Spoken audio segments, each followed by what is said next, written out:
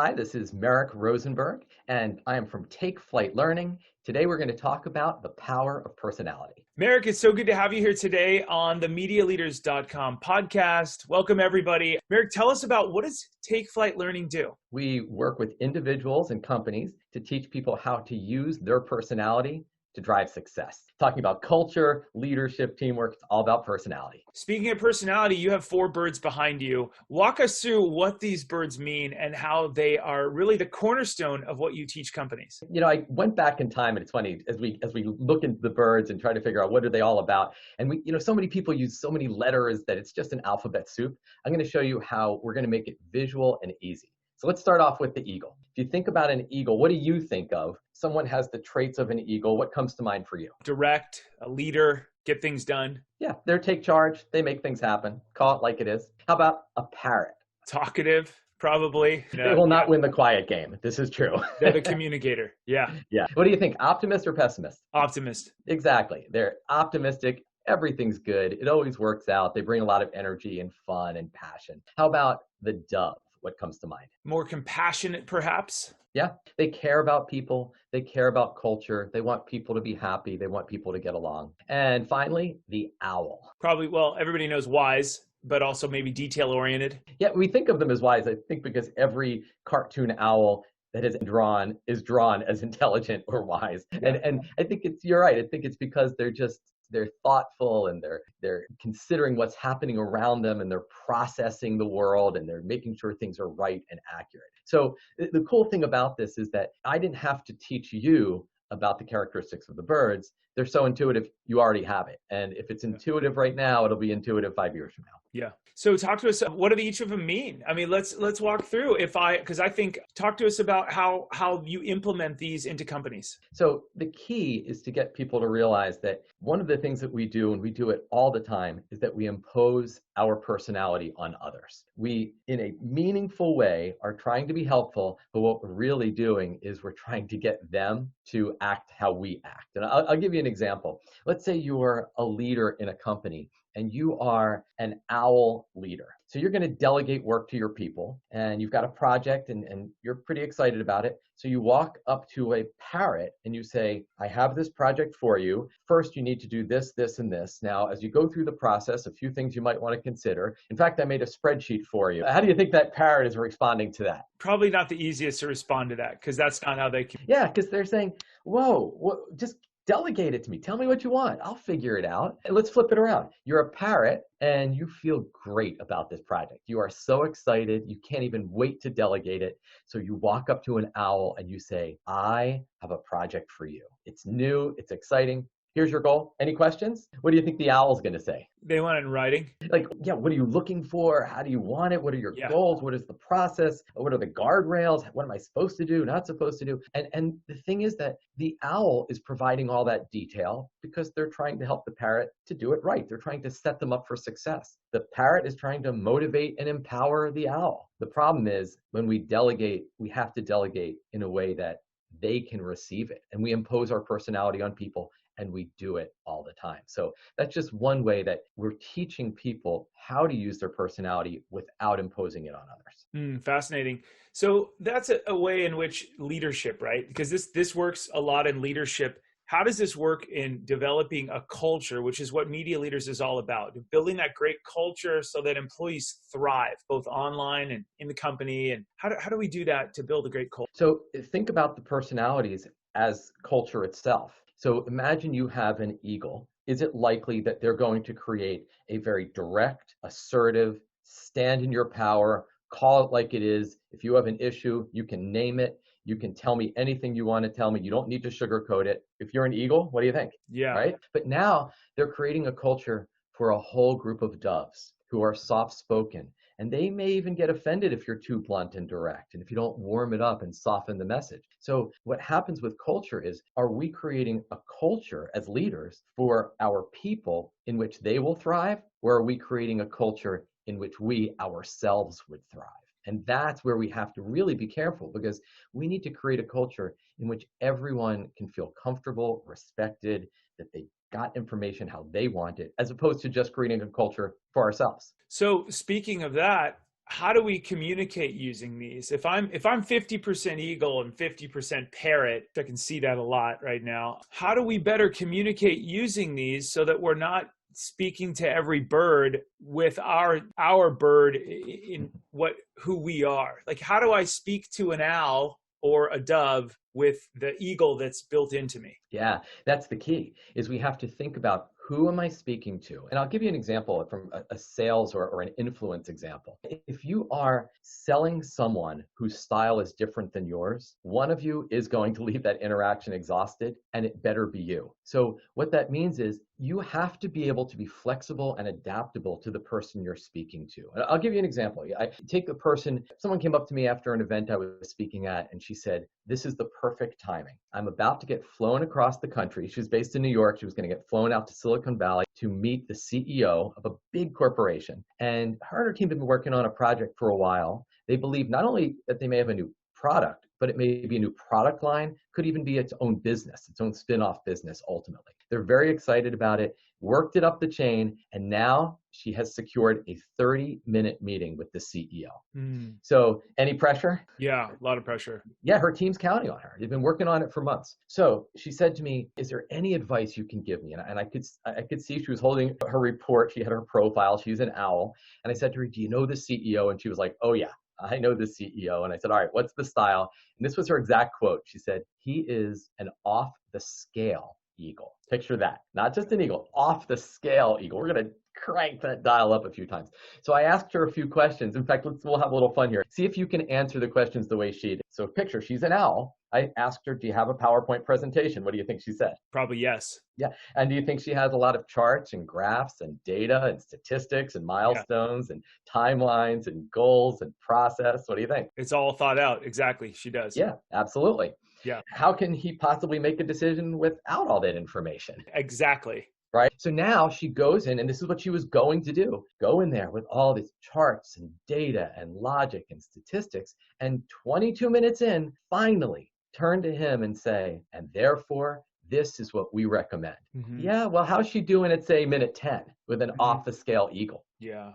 It's a little bit difficult. Yeah. Awesome. And so this is what we're talking about. It's that as we use the styles to communicate, we have to be flexible, because she's most likely to get her needs met when the CEO gets his needs met. Does that take energy? Yeah, it takes energy. But one of you is going to be flexing. Who do you want it to be? Or the CEO, or you, or your customer, or if you're a manager, you or your direct report. And so this is the essence of utilizing these 4 bird styles, is adapting and being flexible. I call it being the chameleon, and being flexible and adaptable to the moment, what's needed by that person. Oh, that's interesting. I mean, I've never heard that before. One person's going to leave exhausted, and it's, if you want to lead and you want to get what you need out for the company and for the culture, it should be you that leaves exhausted. And it's just as hard for a parrot to dial down the enthusiasm and dial up the detail as it is for the owl to dial up the energy and excitement. And so whatever your style is, when we're flexing, it does take energy, but you're more likely to be successful. A funny postscript to the story was, I saw her a few weeks after she went and spoke to the CEO, and I said, "How'd it go?" And she said,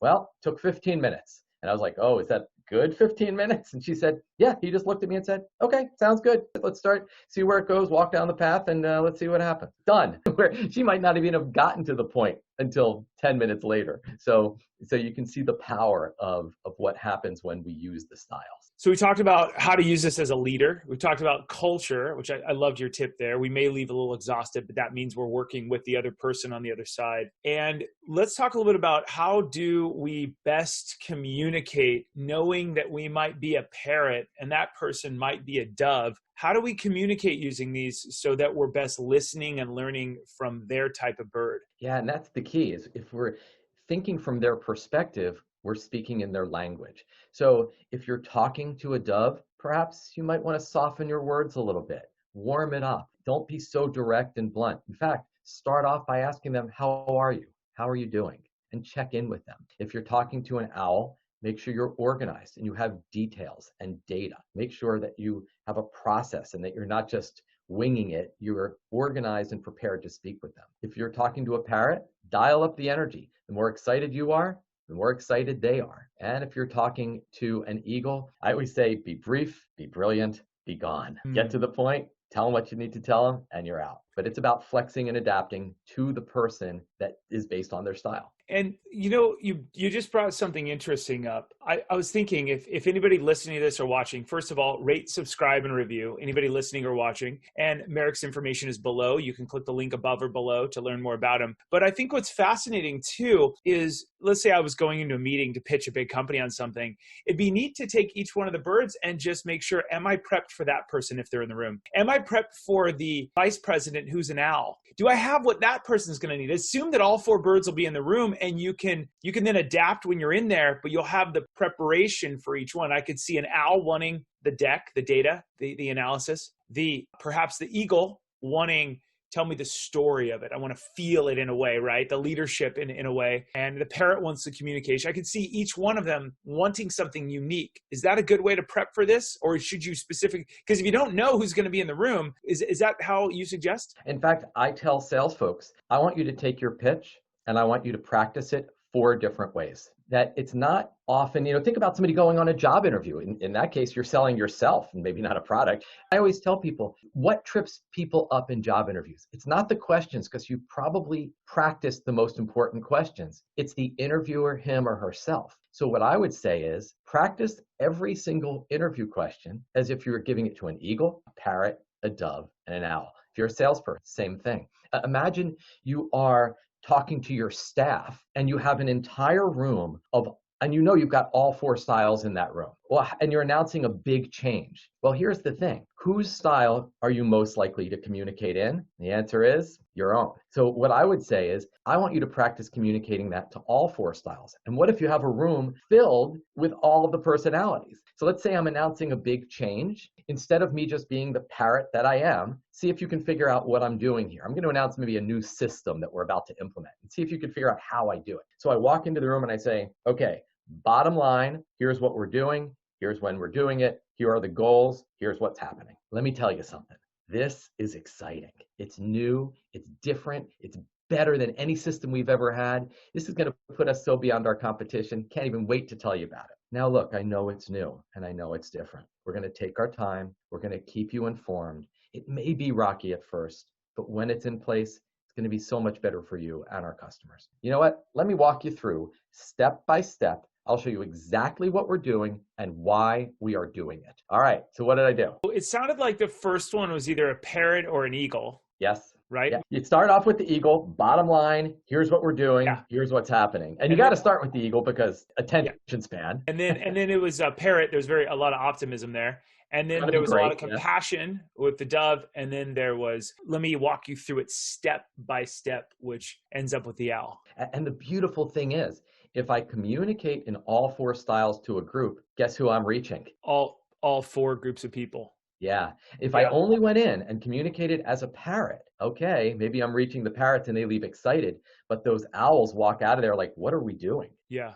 And the doves feel nervous and they don't feel reassured. The eagle's like, wait, what are the results we're shooting for here? So the power of understanding the 4 styles is you can use them one-on-one. You could use them with a large group. You can communicate to a very large audience and you can connect with everybody. Yeah, it's super crucial because I know, Merrick, you run your own company. You got some incredible accolades. We'll put them below. But we've all been in there pitching a big firm and left going, that meeting bombed. I didn't feel like they got us. That was totally different. What happened there? And it's probably because there was a personality type, a bird in there that we weren't planning for. We were planning for only an eagle or only an eagle. And I could see a lot of people there's going to be eagles and owls in there. But they don't know because there's always analysts in there and there's always an eagle. Usually they see as the president. All right, let's dive into the interesting part. Can this be used against us? Well, it's not that it's used against us. It's more like we can use it against ourselves. In fact, our styles can work against us because what happens is when you use your style as a strength, it drives your success. It is the key to everything you do. But when you overuse your strength, it becomes your weakness. Eagles, that assertiveness becomes aggressive. Their confidence becomes arrogance. Parrots, optimism becomes unrealistic. It's too out there. Too much energy coming at you. It feels just frenetic. Doves, even too much love is not a good thing. It's like that grandmother who says, eat, here, take more. No, no, no, you take it. Here, I'll put more on your plate. No, I'm done. No, no, no, you take it. Even too much love is too much of a good thing. And also doves can be more passive and kind of get steamrolled over folks if they're in that overuse mode. I mean, how can you have too much quality? Yeah, overuse it and it becomes perfectionism. They can't make decisions. It has to be so perfect, they can never declare it done. So our style can be the cause of our greatest success, but if we overuse it, it will drive our weaknesses, it will cause failures, it will cause breakdown. The key is to make sure we're using it at a healthy level. That's so true. And do you suggest to people to say, here's where I am on the spectrum, here's the bird that I am? For instance, in a meeting, do people bring your cutouts and let people know how they will show up to that meeting? The beauty of the birds is they're so symbolic. When I work with an organization, there's one of these guys sitting on every desk. You walk in and when they form a new project team, I tell them, bring these desktop birds with you and seat them around the room. And here's what I say. I would tell them, here's what I want you to look at. I want you to look at who's in that room. You just formed a project team and look at who's in that room. Look what styles you have. But maybe even more importantly, look who's not in the room. For example, if there's no parrots in that room, when it comes time to sell this idea or announce it to the company, all of a sudden you don't generate excitement and enthusiasm. How many times have you seen a great idea that just went nowhere because they didn't get buy-in? Yeah, because you probably didn't have any parrot. Or maybe you don't have any owls sitting in that room and you went, because you have so many eagles and parrots, you go from idea to implementation in 2.3 seconds. Hey, here's an idea. Sounds good to me. Let's do it. And you don't have an owl saying, hold on, maybe we need to think this through a little bit. And so it's taking a look at who's in that room, who's not in the room. That's why we use the birds. That's why I want it to be symbolic, and it makes it fun because they're all good. There's no negative or bad style. We all have all of them, a little bit of each of them inside of us. And if we understand that, then we can use them to understand team dynamics. Merrick, I really appreciate you being with us here today. I love what you're doing. And to everybody listening, learning, watching, no matter where you're at, rate, subscribe, and review. Help us help more people, more companies who want to really build a great culture online and in person that helps their employees thrive, whether that's knowing their bird, their personality, and then taking that online. We want the company to shine online because their employees are thriving, both in person and online. You can click the links above or below to learn more about Merrick's company, his organization, what he's done in his past. He's a pretty impressive guy, I got to tell you. So all of you, if you're looking for that next step, remember that working with your employees is going to be a lot better than just setting standards and building that culture so that you're listening. You're learning from them. There's feedback, and having a little bit of that vulnerability goes a long way, especially in 2020 where we're at right now. You can go to medialeaders.com to learn more. Click on those links above and below. Hey, Merrick, thank you for joining us here today. I really appreciate your time. Thank you, Josh. We'll see all of you on the next episode. Have a great day, guys.